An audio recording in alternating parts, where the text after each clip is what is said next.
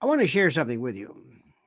A feeling that I'm having tonight that I want to share with you. Actually, it was today.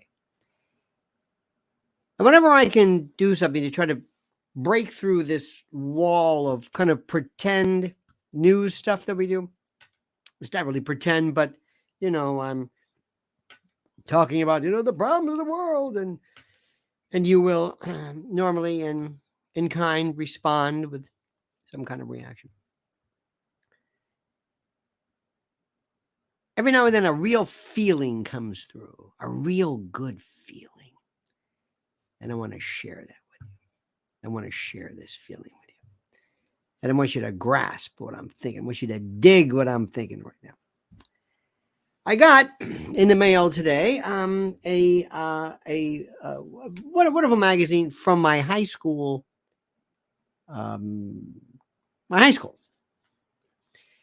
And it's for Jesuit high school, and people love this notion they have. They'll say, Jesuit, you're a Jesuit. Did you take some type of an oath?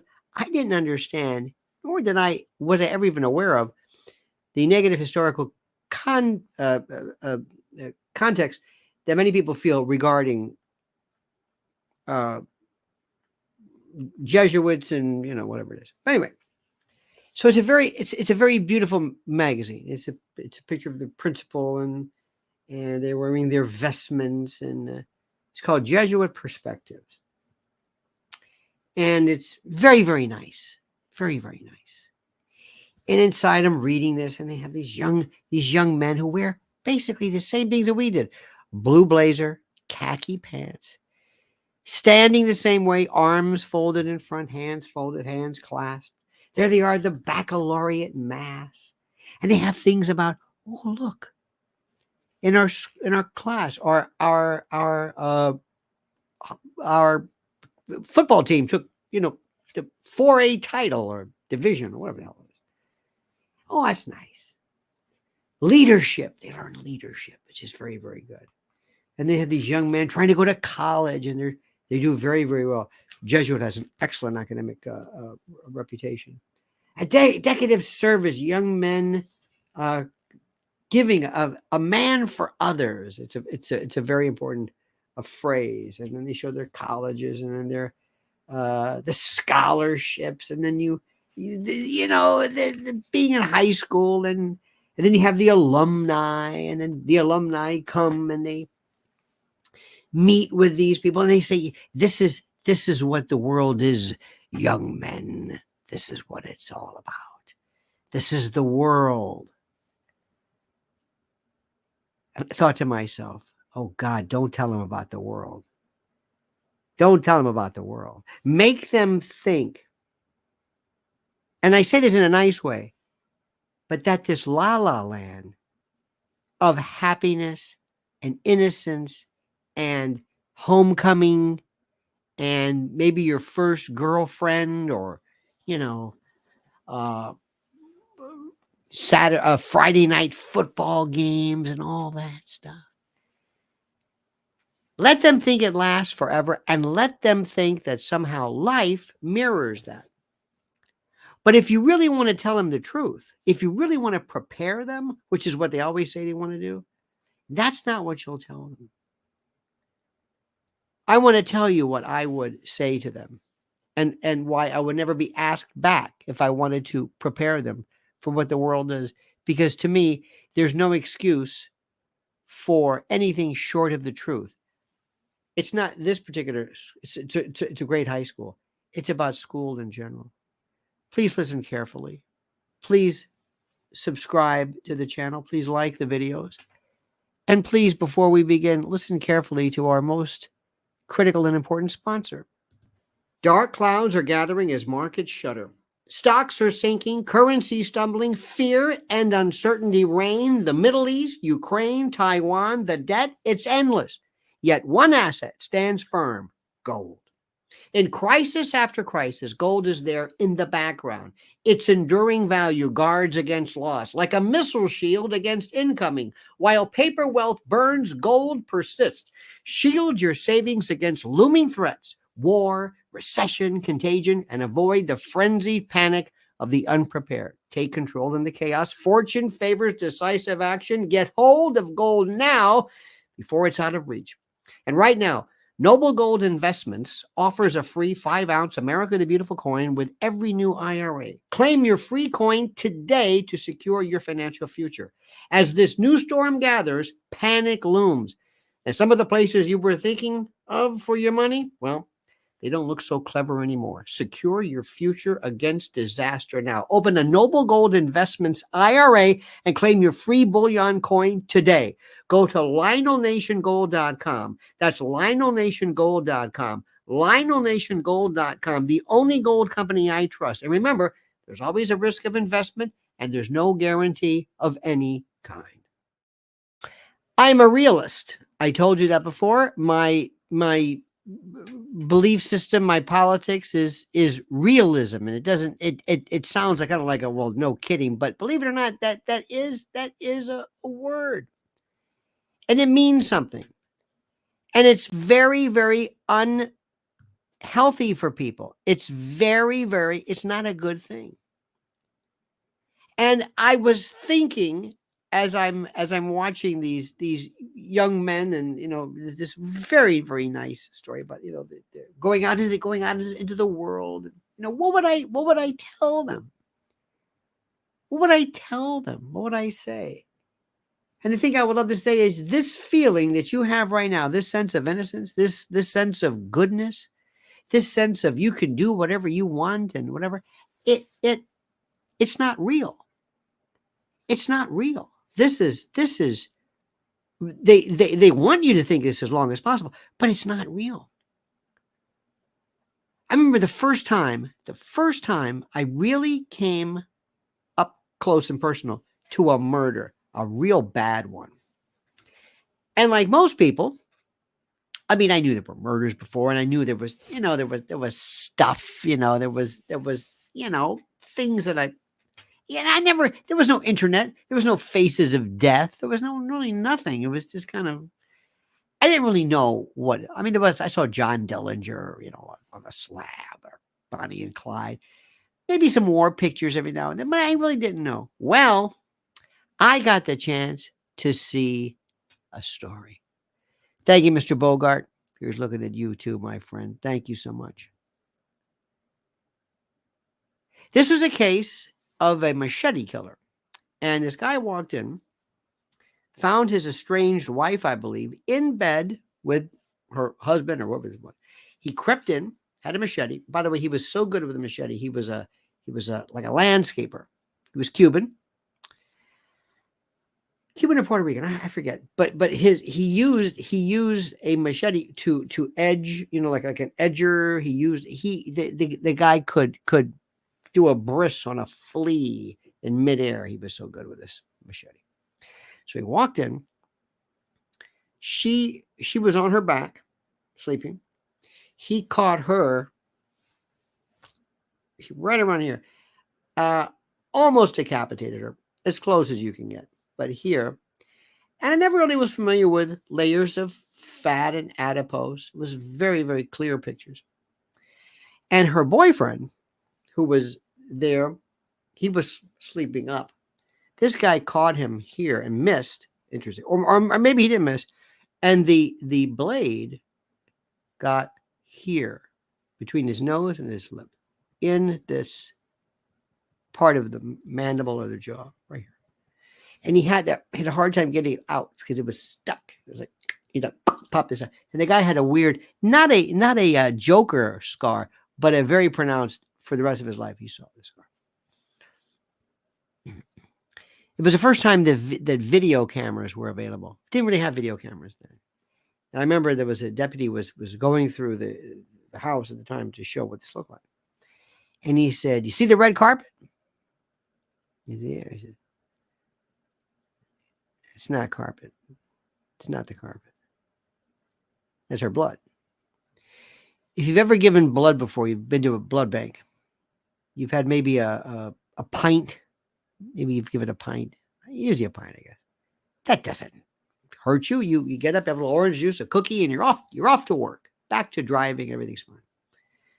Well, imagine that in total exsanguination, where you lose all the blood, the body holds 6 liters of blood. It's something else.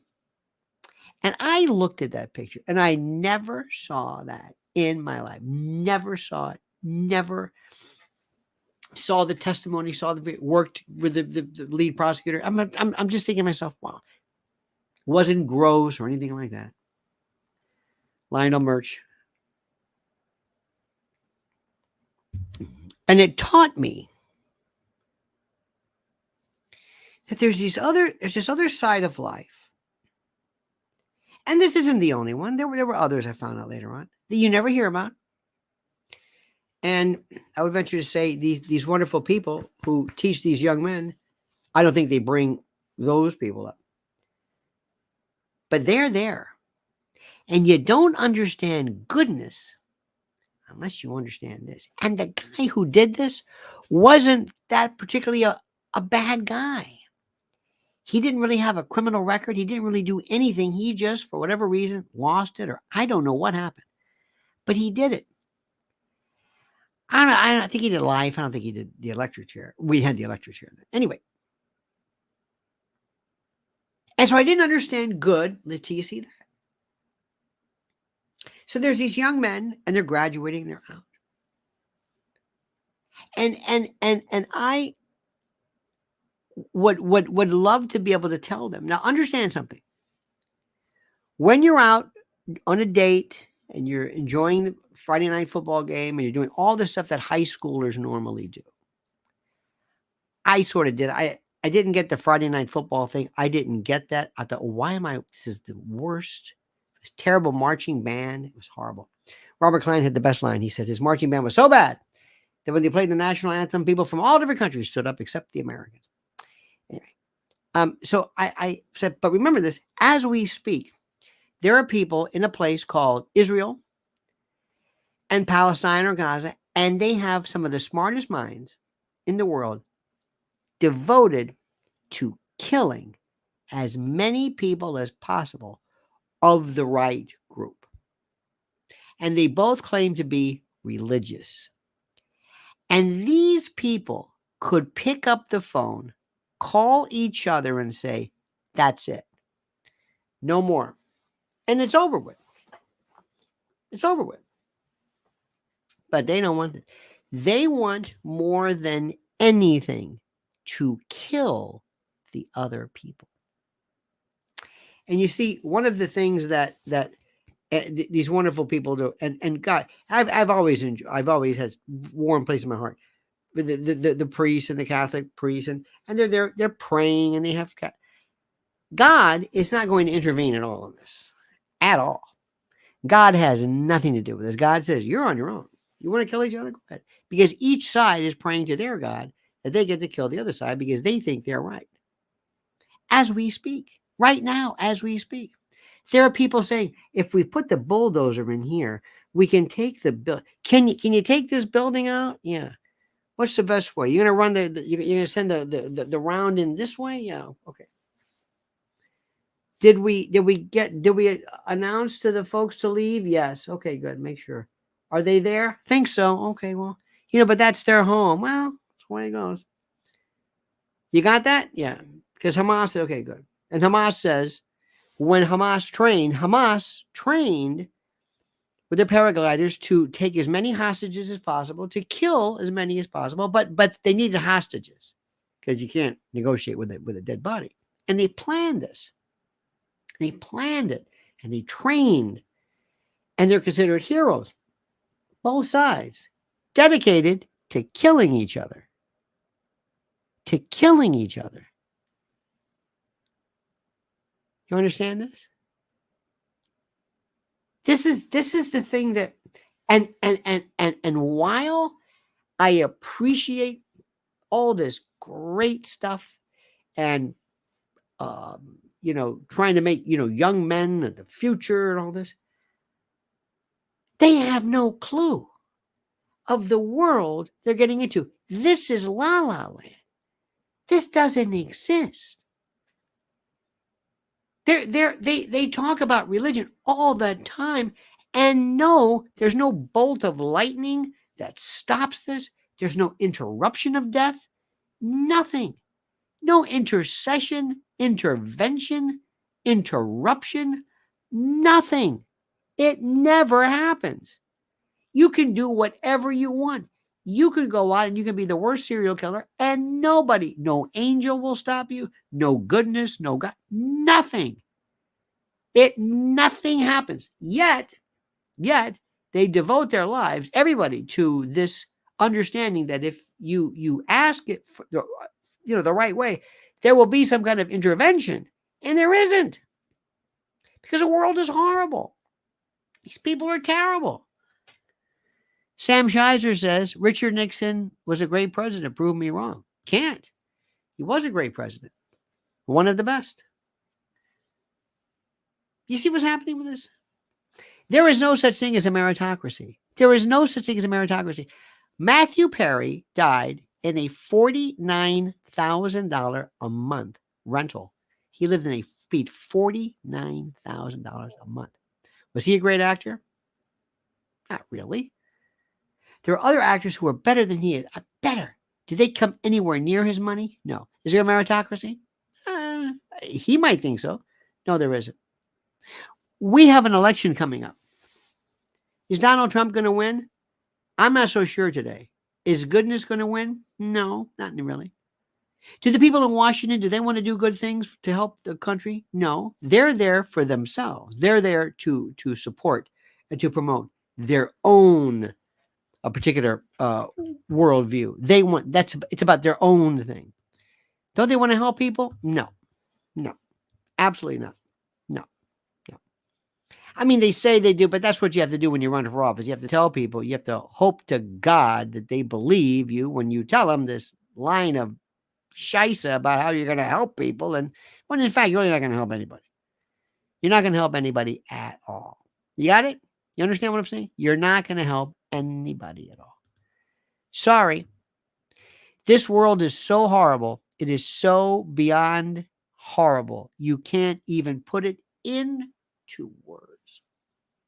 And yet, we pretend every night that there is this, I don't know, goodness, or there's some rational thought in the world. There's some power that's controlling things. It's completely random, totally random. We have the most ridiculously selfish and horrible people in the world. It is just a joke. And yet we do our best to, pretend that things are great. And we try to say, hey, we're going to vote, and that's terrific, and I appreciate that. And we do everything in our power to somehow, pretend, but it is so bad. And the number of people that are watching me right now who are not going to vote will blow your mind. Blow your mind. We have the greatest, the simplest thing available. It's called the vote. And people will talk themselves out of it. It doesn't matter. It doesn't mean anything. Don't you understand? It doesn't mean anything. If I could vote, but what's the point?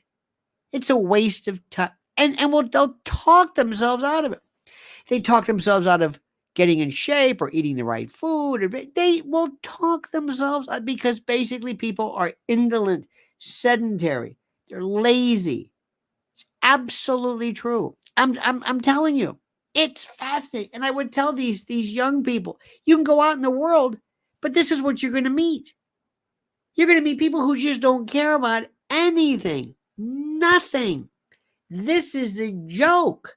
You're living in a world where you pretend that you're in control of everything. And the people, I don't know which one's worse. At every faction of your life, every organization, whether it's government, DMV, alumni association, well, maybe not that, but your neighborhood, your homeowners association, to whatever, There are people out there who are incompetent, who are completely detached from any kind of sense of reality or any responsibility. It's horrible. There are people out there who want to kill. They want to kill people. They spend nights wanting to know, how do we kill the enemy better? What device? We have a bunker buster. We have a bomb that goes through, that burrows through, and then sucks all that, like a barometric. Barometric, but it's bariatric. It removes all the oxygen. It basically evacuates the particular area. New ways to kill, fragmentary, cluster bombs, and new ways to destroy and to hurt and to harm. That's what we are. That's the human spirit. That's what I would tell people. This is a joke. You can pray all you want. Mankind is horrible, hideous. It's just a few people.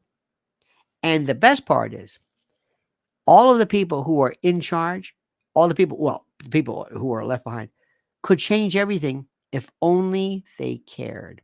If only they got together en masse and voted, but they don't, because they talk themselves out of it. They talk a lot of crap about, well, like George Carlin said, George Carlin. Well, yeah. You're quoting George Carlin? That's the best I can do. So you're not going to vote? No, not going to vote. You're not going to vote? No, won't. What's going to happen? Whatever they want. People in this country allow a few people to make all the decisions in the world. It's the most incredible thing in the world. Now, here's the best one too. And this is another reason. What I would tell these young people. Your thoughts are the most dangerous things to the government. Your thoughts, what you think. Because what you think may propel you. What you think changes your view of reality. What you think is something that is so incredibly dangerous to these people. And it starts now, and it will forever stop. From the time you're a kid, what did they tell you? Shut up. Don't say that. Don't wear that. Don't go there. Don't express yourself. Don't. Keep it down. Lower your voice. Watch what you say. Don't do this. Be careful. Because they're afraid of what you're saying. We have a thing right now where they're saying that. I was listening today, it was a radio show. And a friend of mine was saying, we have to do something about this anti-Semitism. I said, what do you mean? To myself, I'm talking to the radio. Well, what do you mean? Well, these people say, well, you mean hurting somebody? No. Well, what's wrong with anti-Semitism or racism if it's just a thought? What's wrong with it? Good luck with that one. You can be an anti-Semite. You can be an Islamophobe. You can hate Catholics, atheists. You can hate anybody you want. All you have to do is just don't hurt anybody. By the way, Humphrey Bogart, Play It Again, Sam. Play as time goes by. He never said Play It Again, Sam. But it was pretty close to it. I also think that was one of the most overrated movies of all time. And I thank you for that, Mr. Bogart. Seriously. He was the Gerber baby. Did you know that? Did you know that he also had, read why I did this, his dentures over, his lip would get caught. Yeah, see, and it would get caught at the top of this. He was one of the most rabid alcoholics anybody's ever seen. But thank you for that. Great actor. Great actor. But just.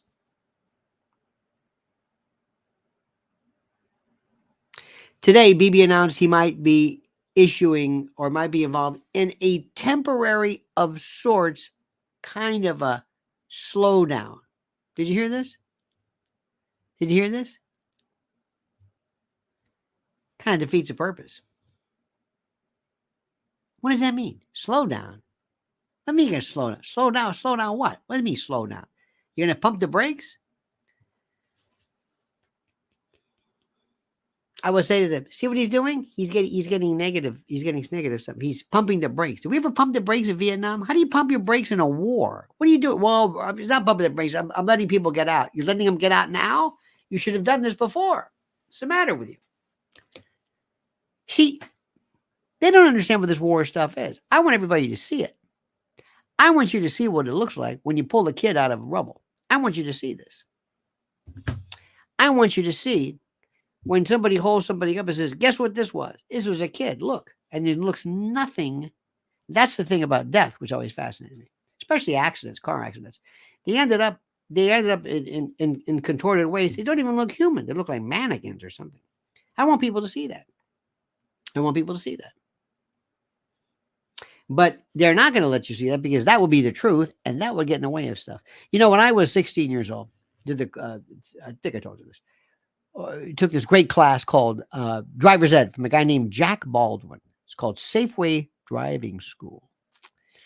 And the night before, and I had heard about this, and the night before we got our certificate to whatever it was, we saw this thing called Blood on the Highway or something. I remember they rolled out this big projector on a metal kind of a tray or like a stand that moved wheels on it.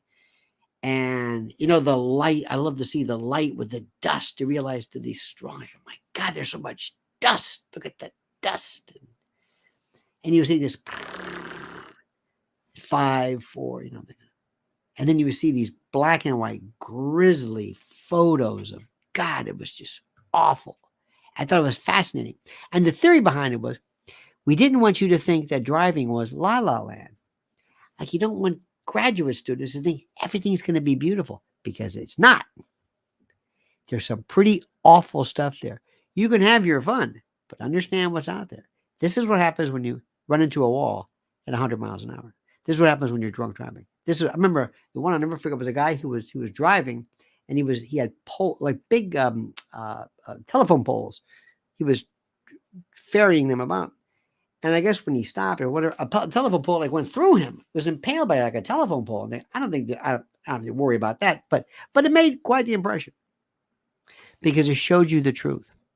Hillbilly 55 says, years ago, I laughed when you spoke about thought police. You were spot on. Oh, am I spot on? Thank you for that, Hillbilly. Thank you for that. Mike Tewsbury says, Gerber Baby was Anna Turner Cook, not Humphrey Bogart. I did not know that. Let me see this. I did not know that. Gerber Baby, Humphrey Bogart. Here I was. Here we go. Yes. Guess his range. Yes, Anna Turner Cook knew the correct answer. She is a Gerber Baby. You are absolutely correct. I'm so glad you let me know this because for years I was doing and repeating this incredible piece of lore, which is what most of you do when you repeat religious theories, and I appreciate that. But thank you for that. Seriously, thank you immensely. Now that I know that, I appreciate that. Who else is there? Oh, so right now we also have this kind of a weird kind of a tightrope I'm on. You don't want to hear things that are not good. You will tend to go somewhere else where people say good things, or people who just read. I don't know. Read. I mean, it's not just you, but people who read.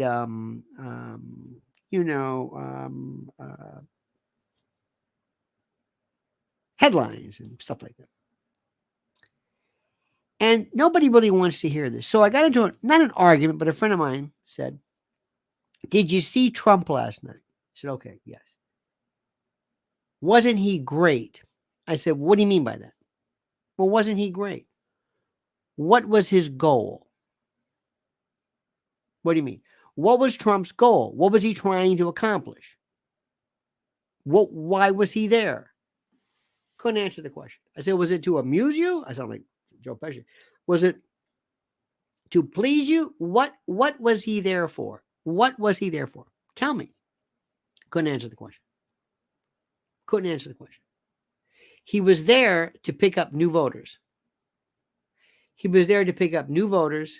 He was there to find somebody who might vote for him if he's still interested in voting or running. Excuse me. Do you hear what I'm saying? Do you hear what I'm saying? Okay. And he got upset. Well, wasn't he great? I said, I don't know if he was great. It sounded like kind of like stuff from the past, and I'm not really sure how great it was. But the point is, what I'm trying to tell you, is that his job was not just to, whatever. It was to, okay. Good luck. I mean, good luck trying to explain any of this stuff to any of these people. I can't say it enough. Good luck. And this is what I'm trying to tell. I would tell these young people. People don't want to hear the truth. They want to hear things that make them feel good. They're not interested in stuff. They don't want to know it. Maybe sports is the only thing I think when people are pretty straight up about that. Nobody really wants to talk about stuff like that. I've been thinking about this. We spend all of our time, you and me, living in la la land. We just want to, we live with people who kind of tell us stuff that we want to hear, and we tell them what they want to hear. Think about this very carefully. Now, my friends, I hope you've also liked this video so far. Make sure you've hit that subscription thing. It was very, very important. Very, very important. And now let's talk about what happens in the event all hell breaks loose, stores close, and there's no food. And that's going to happen. All right, fellow patriot, let's talk about My Patriot Supply, the country's largest preparedness company.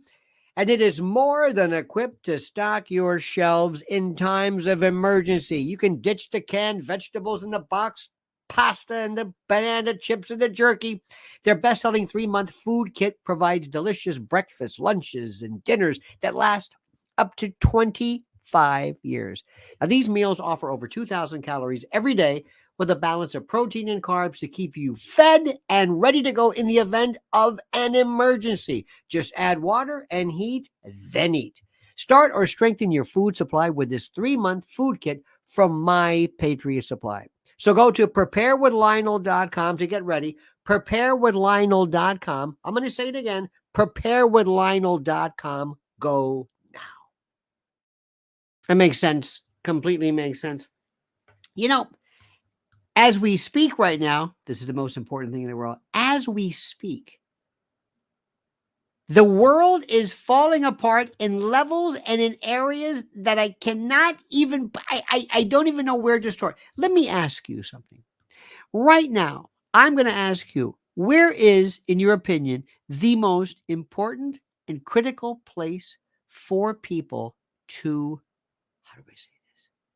The most important and critical place for people to pay attention to. What is the most? What's the most important? Tell me. Any thoughts on Al Jolson? Who doesn't have thoughts on Al Jolson? Thank you. One of the best. What's the most important thing right now? President Trump asks you, he calls you and he says, I'm going to ask you a question. How do I focus my attention? What do I focus my attention on? What would you say? Look at this. The UK is facing power shortages. Power shortages. I've got a new sponsor coming up. Lion Energy.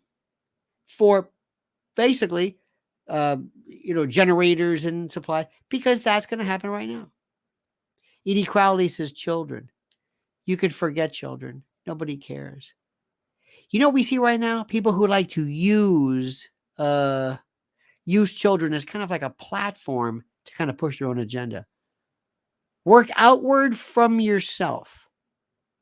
I don't know what that means, but that's interesting. UK give their power to the world they're going to perform. Oh, I used to think that the UK was so smart. I can't believe how Australia has been incredibly, just basically, it's succumbed to everything. You understand this? You got it? This is the most important thing in the world. Mr. MAGA, focus on small town Americans. Again, I don't know how that works, but that's interesting. People are not going to vote. People are not going to find themselves in any kind of particular level of participation with this. people are, do you realize that nothing has been done regarding the borders? Nothing has been done, drain the swamp, but nothing. Nothing has been done.